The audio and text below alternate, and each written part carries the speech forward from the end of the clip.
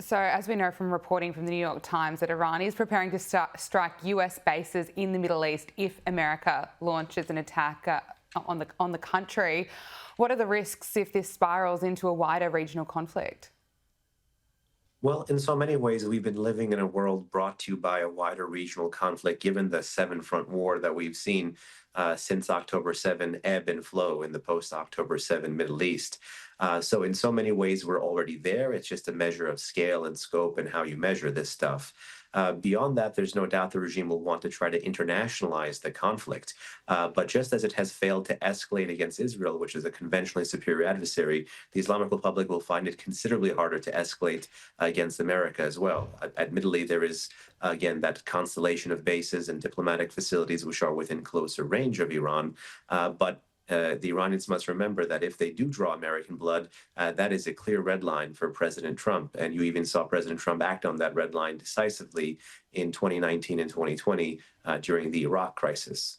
Ayatollah Khamenei has reportedly handed over a significant share of his authority to the Revolutionary Guard Supreme Council. What more can you tell us about this? Well, the government of the Islamic Republic is at once a parallel structure and it's at once a very hierarchical structure. No doubt, after the decapitation or deracination of lots of Iran's military elite, they're going to want to try to find a way to rebalance and try to keep responding against Israel. But no doubt, the supreme leader is a title meant to be taken rather literally. But he is an individual that is 86 years old, that is highly ideological in his enmity and hatred of Israel and America. So that certainly clouds much of his judgment. The Revolutionary Guard is very much cut from the same cloth, so certainly no better there.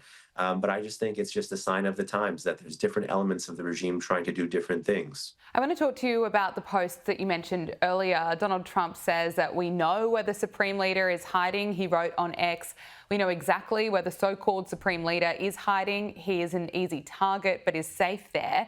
We are not going to take him out, at least not for now. But we don't want missiles shot at civilians or American soldiers, and our patience is wearing thin." Now, Ayatollah Khamenei says that the battle begins.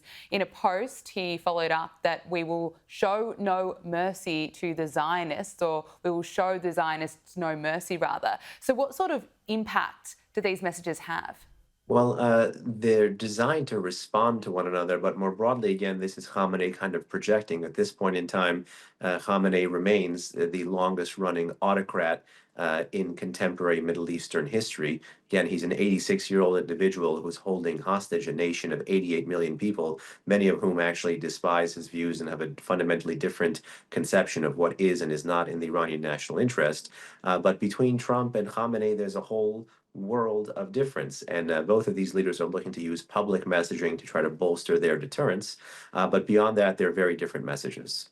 Okay, and Iran has banned government officials from using mobile phones and other devices amid concerns growing inside Tehran that Israel is using the phones to track and target the country's leader. Do you have any more insight on that?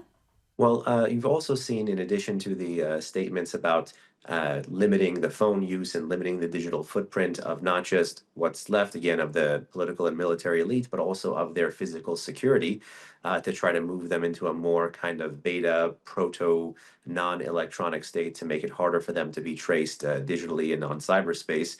You're seeing that being merged with rolling internet blackouts in some cities and some towns, which I think could be a dress rehearsal for what we saw back in November 2019 as well, which is to limit and control the information environment available to the Iranians. Because even in the middle of a shooting war, the government of the Islamic Republic fears its own people more than it even fears foreign bombs.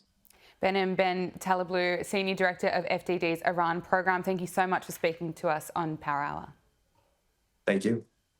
Thank you so much. I really appreciate it. Pleasure. Thank you so much.